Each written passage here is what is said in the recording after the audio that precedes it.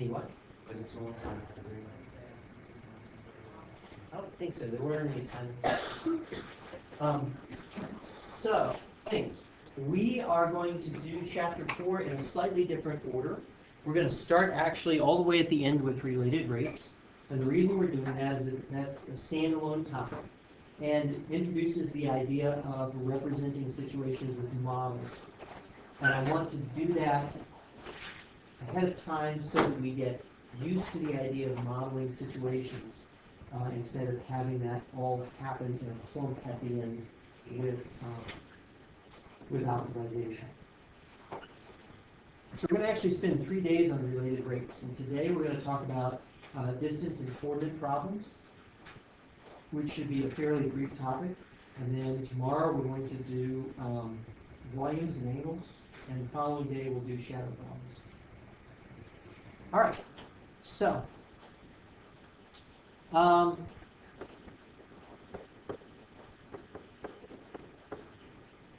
here's the question. What is this? What does it represent? It does, but look carefully at the variables. What is it? What is its full name?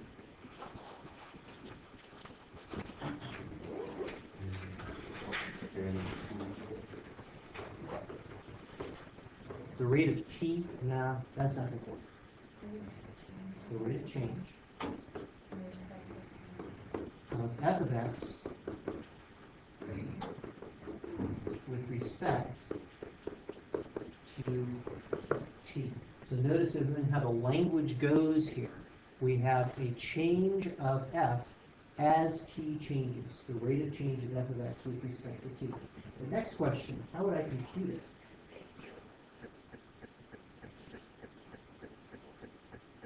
See, this would be easy. What is d dx of f of x?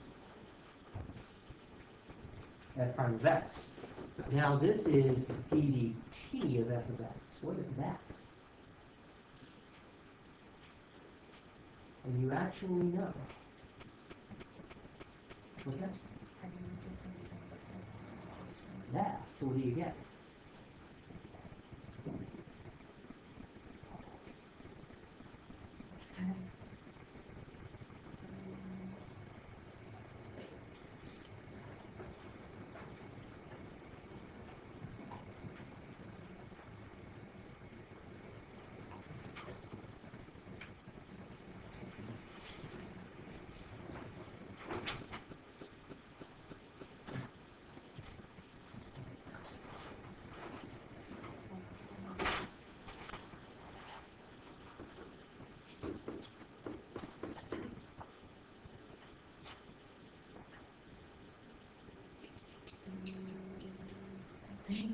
Times d something.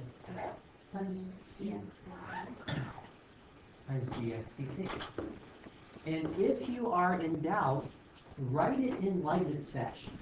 This would be, what you just gave me is df dx times dx dt. Is that correct?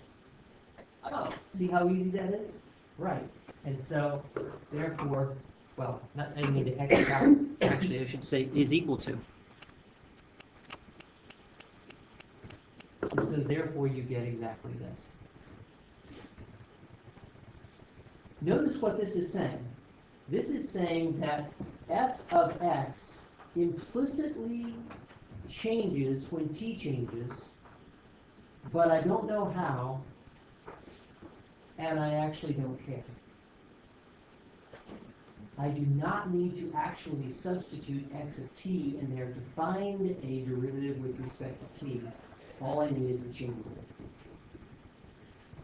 Beetle should sung that song. All you need is chain rule. So, for example,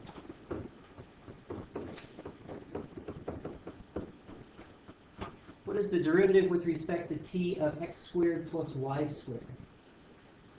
Well, we can understand this in terms of chain rule as the derivative with respect to x of x squared times dx dt plus the derivative with respect to y of y squared times dy dt.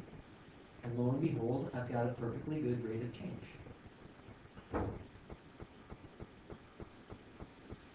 Now, something may bother you about this because one of our basic rules of differentiation was the constant rule, so that if k is a constant, then d dx of k is equal to 0. How come that doesn't follow the pattern that we have right here? What's different about this? Well, actually, it's not different at all. If we use the idea of chain rule, then I should get this as d dk of constant k times dk dx. And here it is. We get 1 times, if k is a constant, then as x changes, k will not change. And so its rate of change is 0, and life is still good. So we haven't broken the constant rule. All we've done is to generalize the idea that if x and y are some function of t, we don't necessarily need to know what function of t. Then we can find the rate of change using chain rule. How are we doing so far? Okay, now here's where this actually works out. Let's consider we have a particle moves along the curve y equals x squared, so that dx dt is equal to 2 units per second, whatever units represent. Now the question we have is, what is dy dt when x equals negative 2? And a follow-up question, is the particle moving up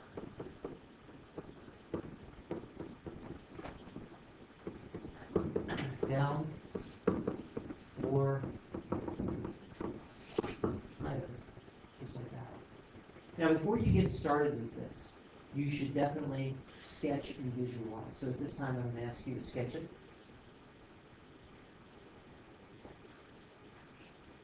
This time, I'm going to ask you to sketch it.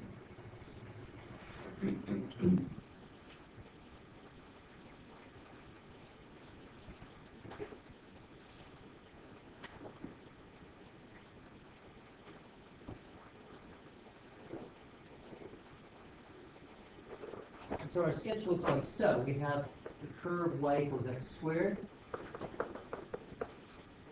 We have our particle sitting right here at x equals negative 2. And the particle is moving so that in 1 second, it's going to be at the origin, because dx dt is equal to 2 units per second.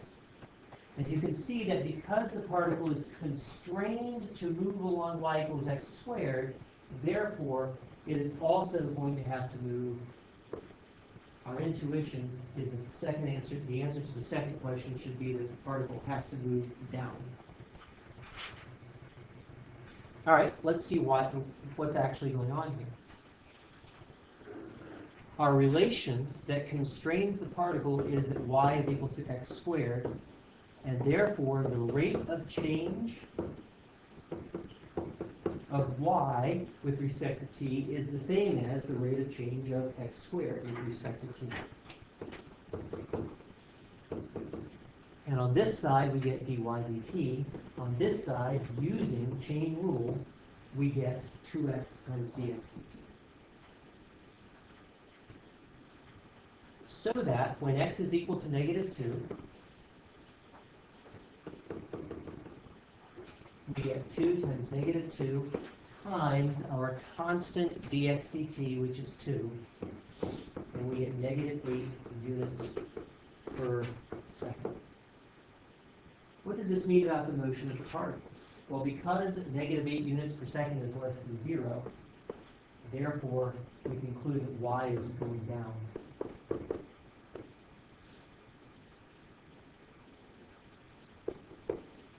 Or we could say y is decreasing.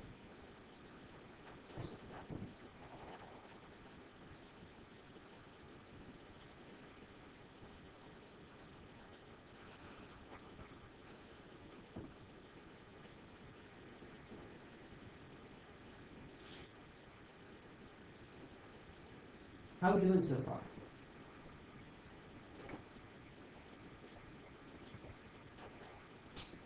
Now I want to ask a more interesting question. Same setup. Particle moves along the curve y equals x squared, so that dx dt is equal to 2 units per second. And x is still going to be equal to -2, but I now want to ask this question. At what rate is the distance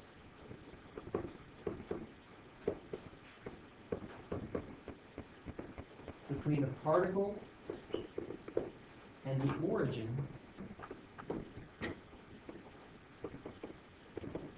changing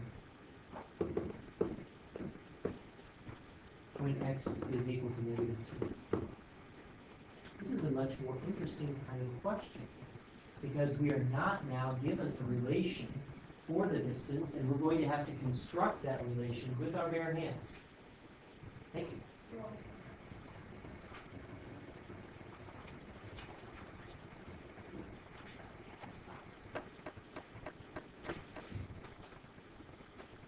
All right, any ideas? At what rate is the distance between the particle and the origin changing? What am I going to need?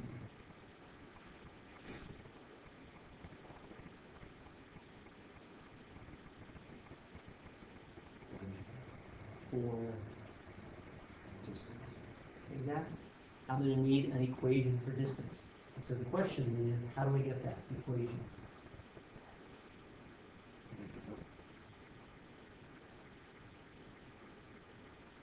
Yes, that's exactly what I'm asking you to do.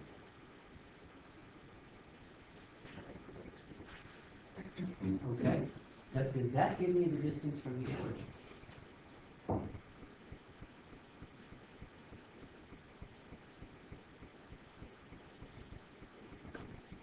We need a geometric representation. I'd like for all of you, first of all, to draw that distance from the origin at x equals -2 on your diagram. Go ahead.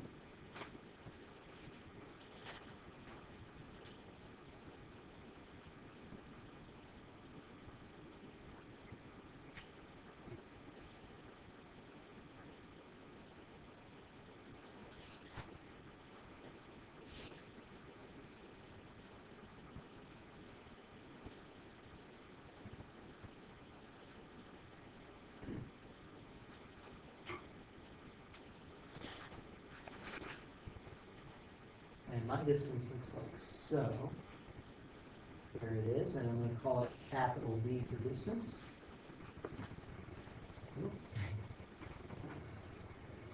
There we go. And now that I've called it capital D for distance, I need an equation for it. Bingo! Pythagorean theorem is the winner.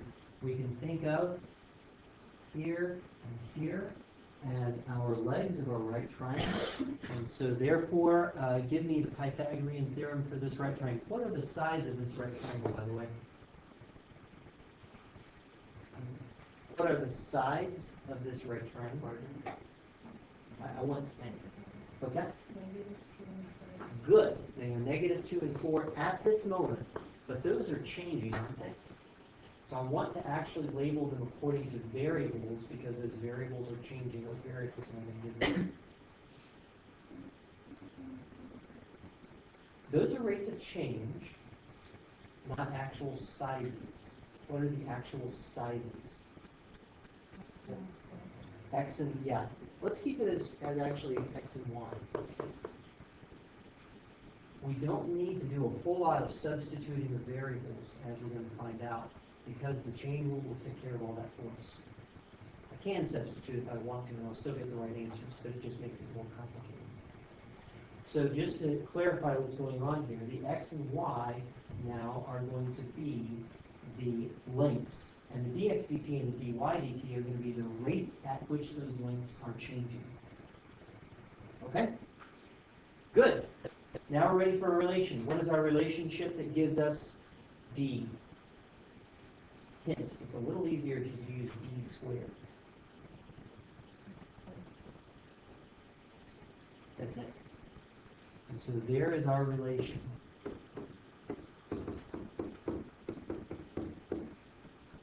Just like so. And once we have captured that relation with Pythagorean theorem, now we are ready for a derivative with respect to time. And the derivative with respect to time is pretty straightforward. And we see now the wisdom of leaving this relationship in terms of d squared rather than solving for d. There was no need to write d equals the square root of blah, blah, blah, because looking ahead, I could see that would give me an ugly square root in my derivative, and I don't need that. It would still work. It's just slightly ugly. Okay, so here I'm looking for the rate at which my distance is changing. I'm looking for d dt. So I need all quantities. What quantities do I know so far? I know x and y. -2 and 4. What else do I know? DXT. Which is?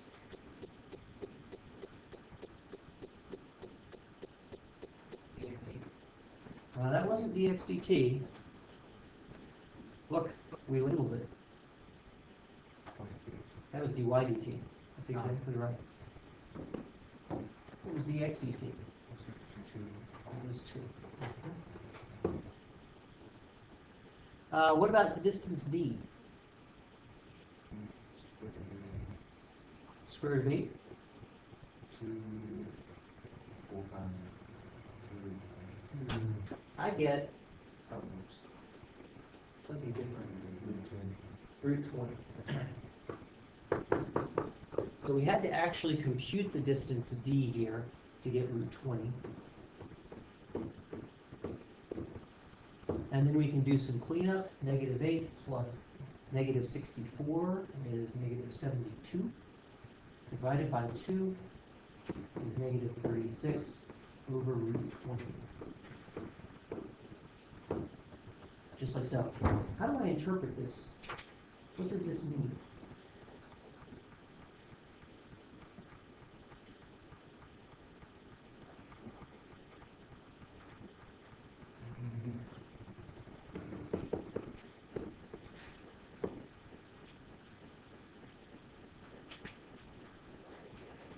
Class color. Class color.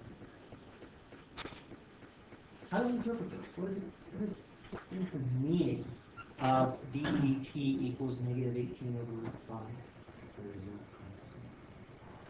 What's that? Is it constant? I don't think so.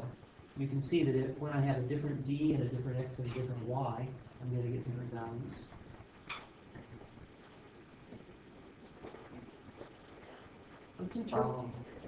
Let's interpret it as a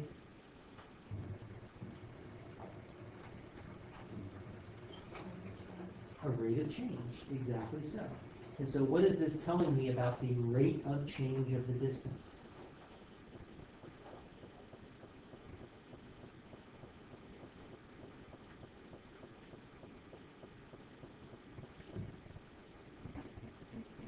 That's it. That's exactly right.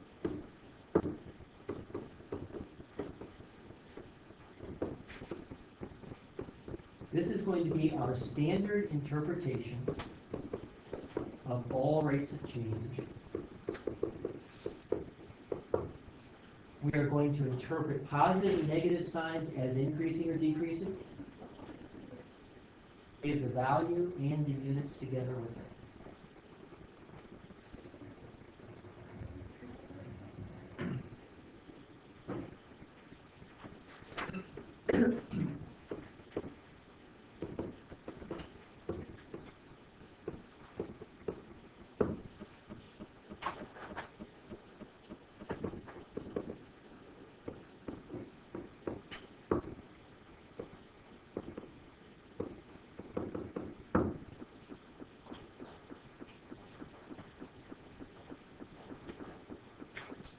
Exactly so.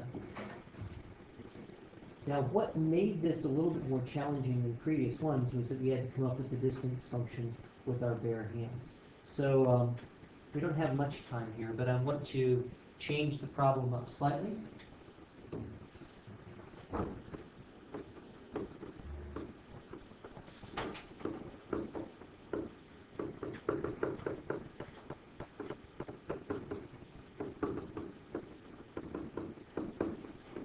All of that's good. Now I want to consider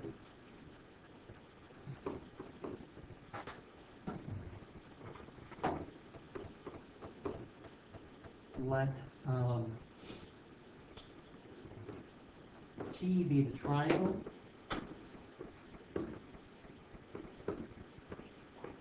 Formed by the particle.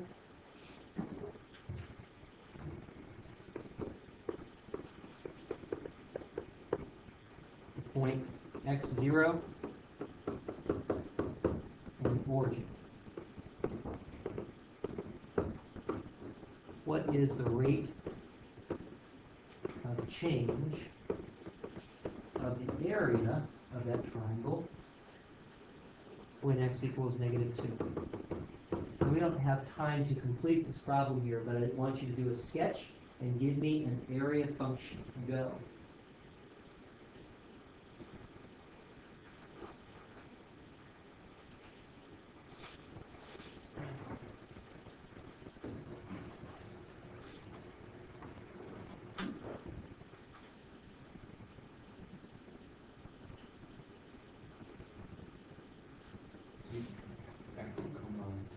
X comma 0, yeah.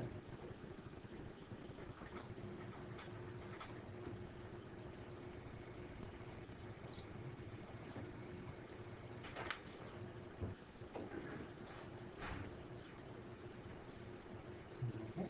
And what does my sketch look like?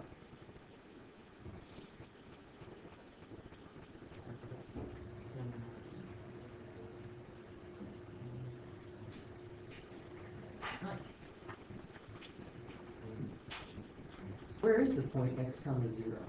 Isn't the or the y-axis? Zero. Show me. First of all, how do I label this point? Yeah, absolutely. So where is x comma 0 then? Y-axis. Here? Yeah. No. What is the x-coordinate of every single point that lives on the y-axis? It's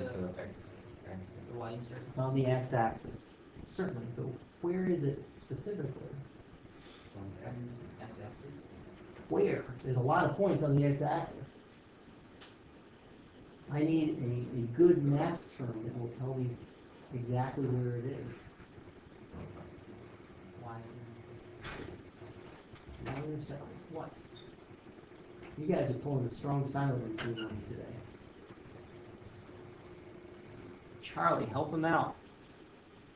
I know where it is, but I can't even turn.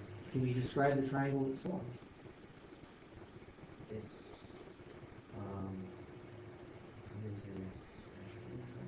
It is special in some way. How? Samantha. How do I describe where x comma 0 is? It's not too hard, but you have to look for some things.